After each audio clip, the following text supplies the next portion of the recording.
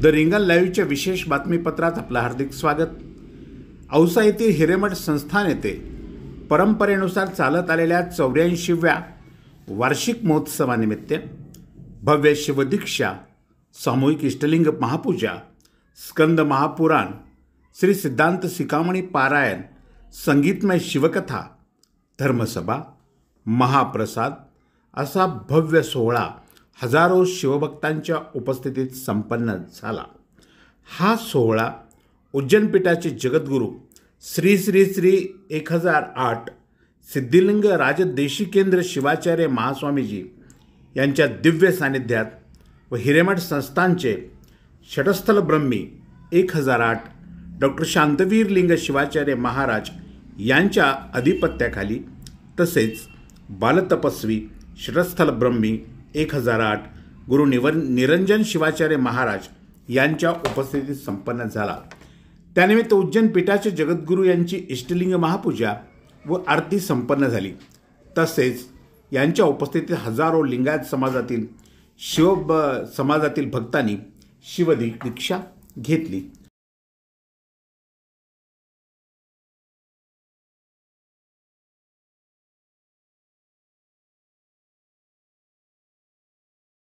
या सोहळ्यात हिरेमठ संस्थानच्या वतीने भव्य रक्तदान शिबिर आयोजित करण्यात आले होते. तसेच संस्थानच्या वतीने आलेल्या सर्व भक्तांची महाप्रसादाची उत्तम व्यवस्था करण्यात आली होती. त्यावेळी महाप्रसादाची जगद्गुरूंच्या समोर श्रीफळ फोडून पूजा करण्यात आली. सायंकाळी जगद्गुरूंच्या सानिध्यात धर्मसभेचे आयोजन करण्यात आले होते. यावेळी डॉक्टर शांतवीर लिंग शिवाचार्य महाराज, बालतपस्वी गुरु निरंजन शिवाचार्य महाराज, शिवकथाकार श्री अमृतेश्वर शिवाचार्य महाराज यांच्यासह प्रमुख पाहुणे म्हणून ज्येष्ठ पत्रकार प्राध्यापक BV मोतीपोळे सर, रिंगणचे संपादक श्री राजू पाटील उपस्थित होते.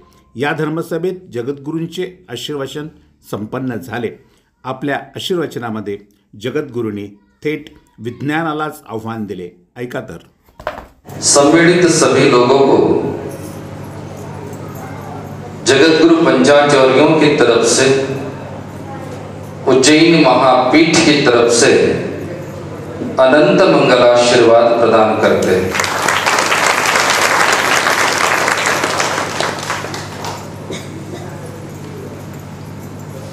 आज अत्यंत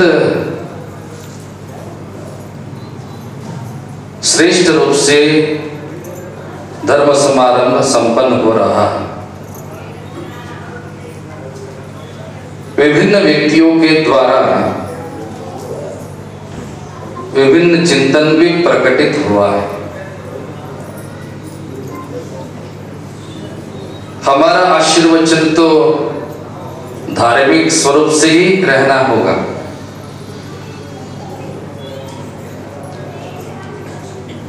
कल का आशीर्वचन में दो बातें बाकी रह गया था. जिंदगी में 4000 किताबें पढ़ो, मगर 4 बातें याद रखना पड़ेगा. उनमें से 2 बातें भूल जाना है और 2 बातें हमेशा याद रखना है. कल का आशीर्वचन में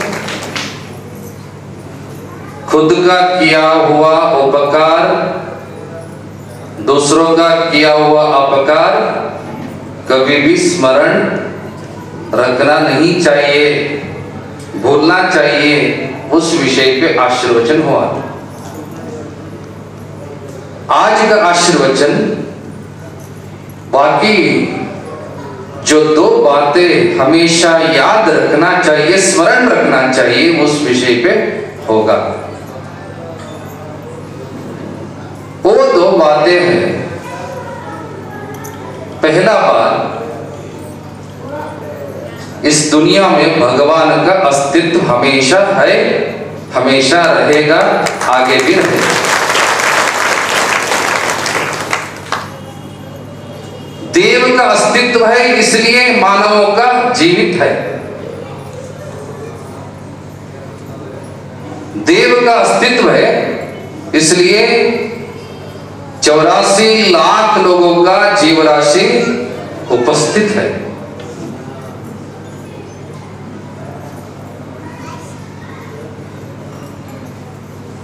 वीर शिव परंपरा में तो जीव ही शिव कहलाता है, नर ही हर कहलाता है, मानव महादेव कहलाता है। अंग को लिंग बनाने का परिवर्तन क्रम दीक्षा से ही प्रारंभ शुरू होता है। जब मां की गोद में रहते समय 8वीं मास में ही पहला संस्कार दे करके जो गर्भ में रहा हुआ मांस पिंड को एक गुरु अपने संस्कार के आशीर्वाद की देते हुए गर्भस्थ मांस पिंड को मंत्रोपदेश करके मंत्र पिंड परिवर्तन करने का संस्कार देता है, वो वीर शिव धर्म। जनन को लिंगोद्भव कहते हैं, मरण को लिंगैक्य कहलाता।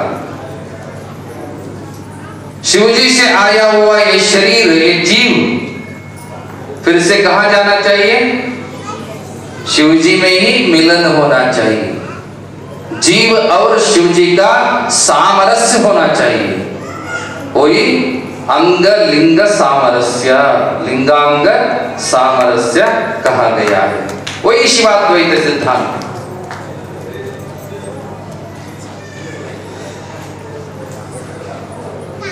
अन्य धर्मों में द्वैत है, अद्वैत है, द्वैताद्वैत सिद्धांत है, चार्वाक सिद्धांत है, बौद्ध सिद्धांत है, जैन सिद्धांत है। बहुत सारे धर्मों में कहा गया है जीव अलग शिव अलग,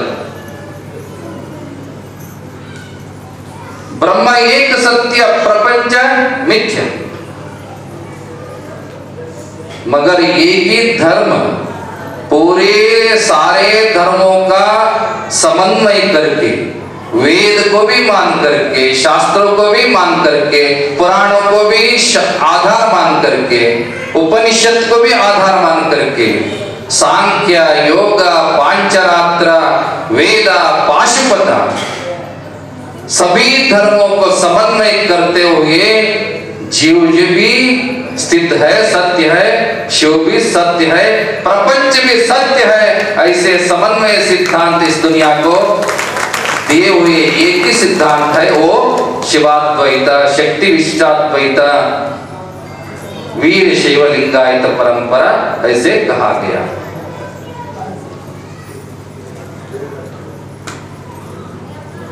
जब तक शिवजी इस शरीर में है तब तक इस शरीर को शक्ति है। शिवजी प्राण है, अगर प्राण शक्ति इस शरीर से अलग हो गया तो इस शरीर को कोई प्रामुख्यता श्रेष्ठता नहीं रहेगा। आंखें भी नहीं चलेगा, कान भी नहीं चलेगा, नाक भी नहीं चलेगा, श्वास भी नहीं चलेगा, बात तो दूर की बात है। इसलिए प्राण ही शक्ति और शिव माना गया। सांस रुकते ही क्या बोलते हैं? व्यक्ति का अंत हो गया, मरण हो गया, मृत घोषित करते हैं। जब तक शिवजी का वास रहता है, सानिध्य रहता है, शिव और जीव का मिलन रहता है, तब तक इस शरीर को योग्यता रहता है, मान सम्मान रहता है, आंखें दिखता है, कान सुनता है, श्वास चलता है, कुछ भी बातें बोलने का शक्ति आता है और भोजन ग्रहण करने का भी अवकाश प्राप्त होता है। भगवान का अस्तित्व है, इसलिए इस दुनिया में इतनी सारी जीव राशियों का उपस्थिति है। कन्नड़ में जगत ज्योति महात्मा बसवेश्वर अपनी एक वचन में कहते हैं, इड़े निम्म दान बेड़े निम्म दान सुಳಿದು ಸೂಸುವ ಗಾಳಿ ನಿಮ್ಮ दान।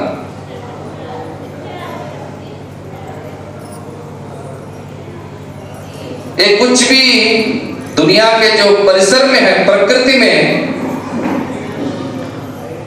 हमको भगवान की जो दान रूप से दिया है वो सभी भगवान का देन है। धरती देखो, वायु देखो, रहने का जो अवकाश बोलते हैं, आकाश तत्व, अग्नि तत्व, पंच महाभूत।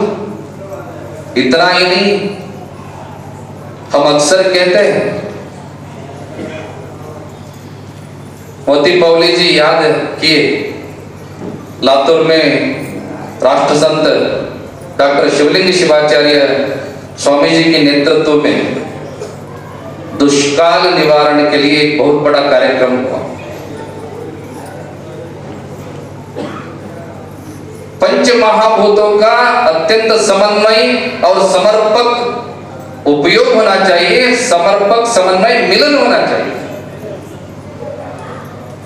कुछ भी ज्यादा भी नहीं होना चाहिए, कमी भी नहीं होना चाहिए।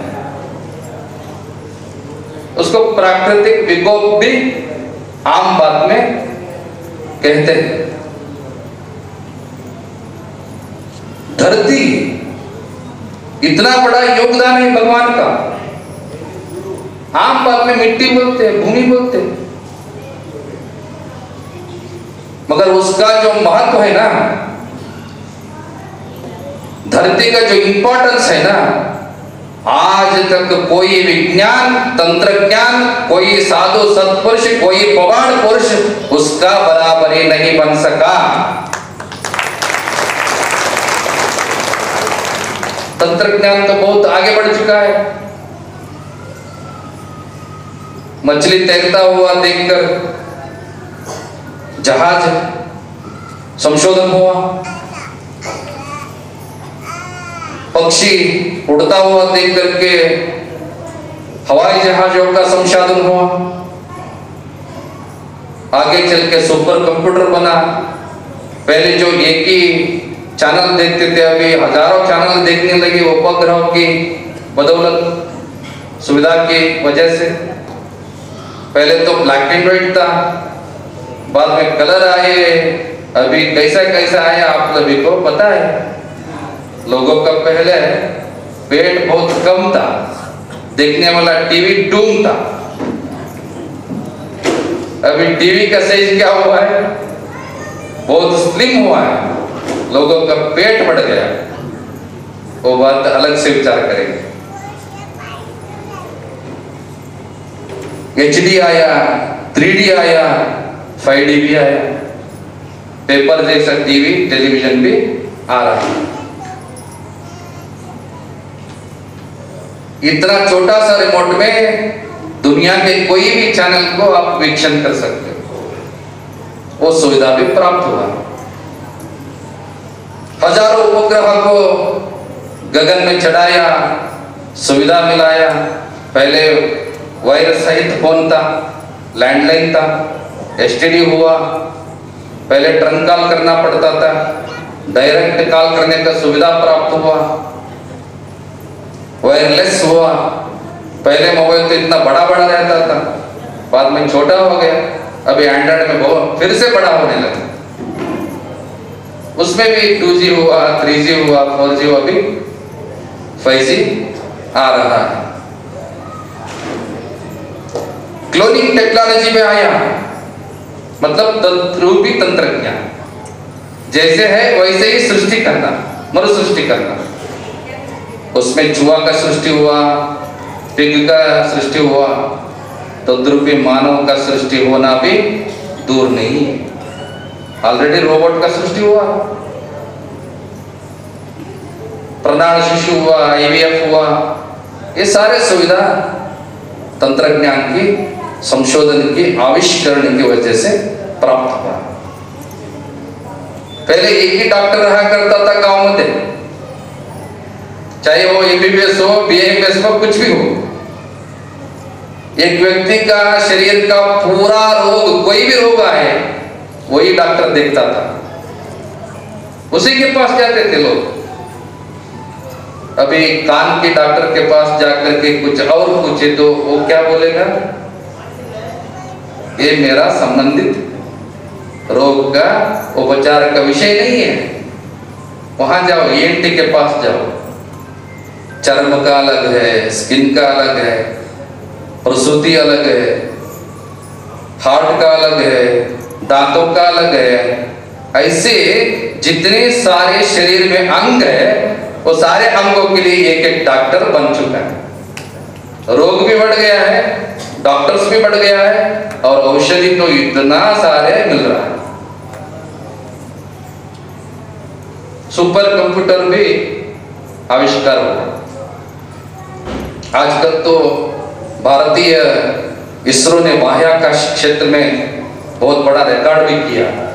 एक ही समय पे 108 उपग्रह को चढ़ाया नभ को, और चंद्रयान भी किया, आदित्ययान भी कर रहे, उसका संशोधन चालू, आविष्कार चालू।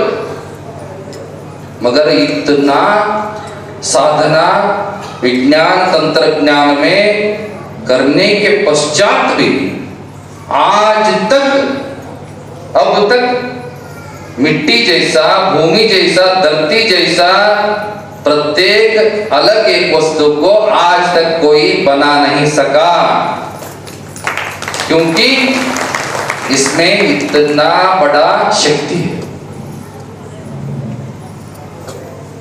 शॉप के आगे 2 चीज लिया तो तीसरा चीज फ्री है, ऐसे एडवर्टाइजमेंट लगा रहता है।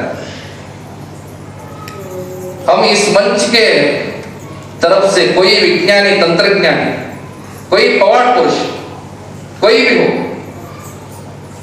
उसको चैलेंज करते हैं। ज्यादा नहीं, जो किसानों का द्वारा अत्यंत श्रम से पाला पोसा हुआ एक दाना, एक दाने का बीज देते हैं, एक ही, उसको 2 बना के दे, हो सकता है क्या? सिर्फ 2 ही, ज्यादा नहीं, नामुमकिन है। मगर धरती का गुण ऐसा है, धरती माँ का गुण ऐसा है, किसानों प्रार्थना करके, विनंती करके, भूताई को प्रार्थना करके जो भूमि में डाला हुआ एक ही बीज रहता है, कोई भी प्रकार का हो, बीज तो एक ही रहता है। वो एक बीज को, एक दाना को दान रूप से स्वीकार करते हुए धरती माँ हमको उपकार स्वरूपी होकर के 100 से ज्यादा दानों को उत्पन्न करके देते हैं ना। ये शक्ति किसी तंत्रज्ञान में, विज्ञान में नहीं है। ये धरती भगवान का देन है। इसलिए हमारे भारतीय बुजुर्गों ने, शास्त्रों ने ये धरती को मां कहा गया है।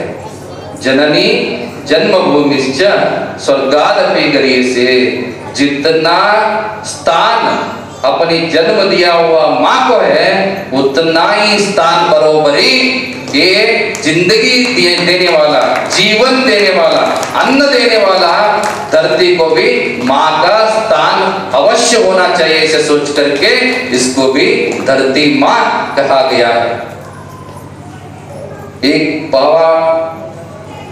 पाद आगे करके हमारे शास्त्रों में कहा गया है, अमेरिका को दोड्डण्णा, दोड्डप्पा, बड़े बाप ऐसे कहते हैं। हमारे राष्ट्र को कोई बाप नहीं कहा, कोई भाई नहीं कहा, भारत माता कहा गया। एक ही राष्ट्र इस दुनिया में हो तो वो भारत देश है, भारत देश।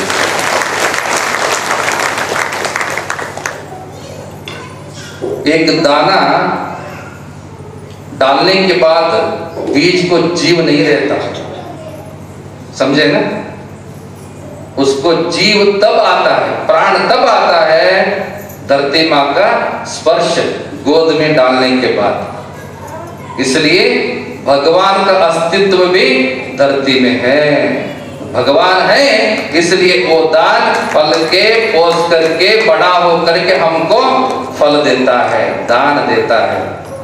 एक वृक्ष, एक सुभाषकार कहता है, परोपकाराय फलन्ति वृक्षः, परोपकाराय दुहन्ति नद्यः, वहन्ति नद्यः, परोपकाराय दुहन्ति गावः, परोपकारार्थ मिदम शरीरम। कितना अच्छा बात।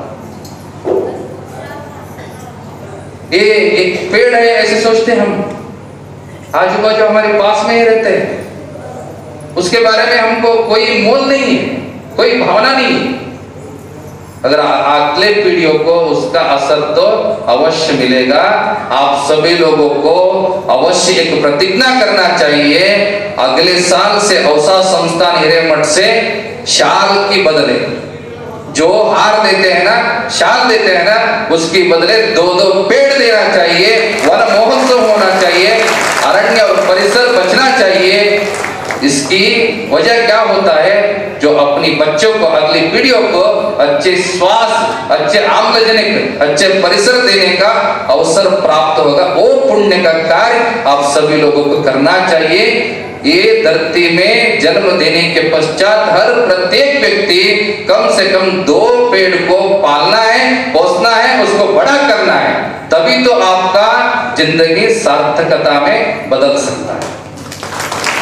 क्योंकि श्वास ही प्राण है, आम्लजनक नहीं मिला तो थोड़ा सोचिए, कोरोना के समय में तो आम्लजनक का इतना बड़ा प्रॉब्लम हुआ।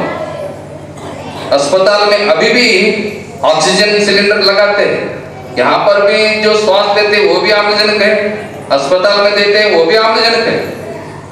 वहां पर पैसे लेते हैं, यहाँ पर पैसे नहीं लेते।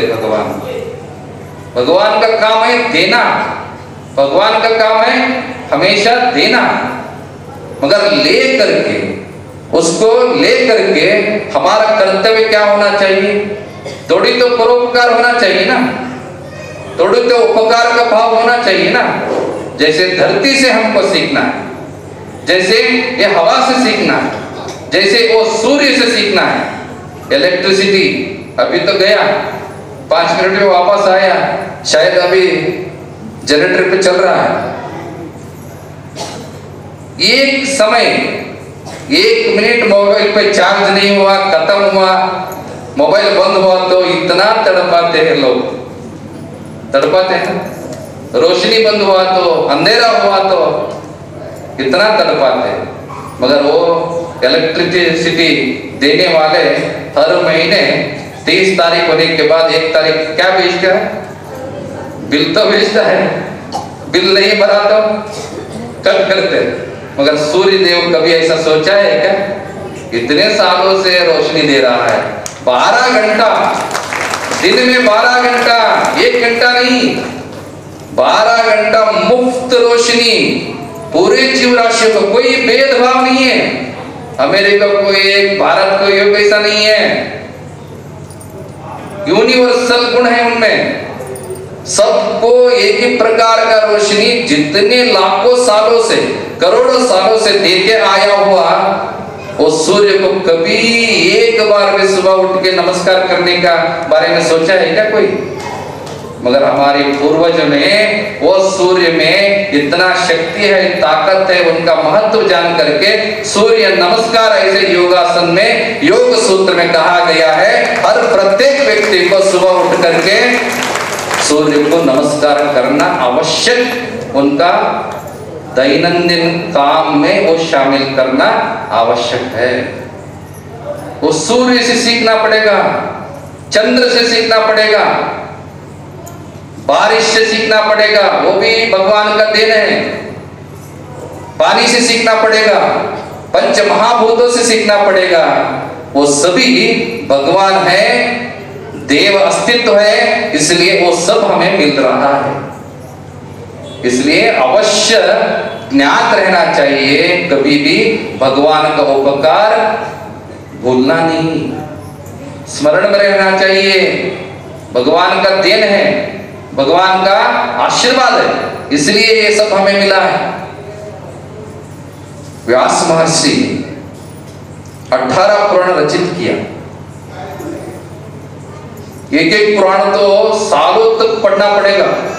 पद्म पुराण में 3.5 लाख श्लोक है, गरुड़ पुराण में 2 लाख श्लोक है। शायद आम आदमी वो पढ़ भी नहीं सकता।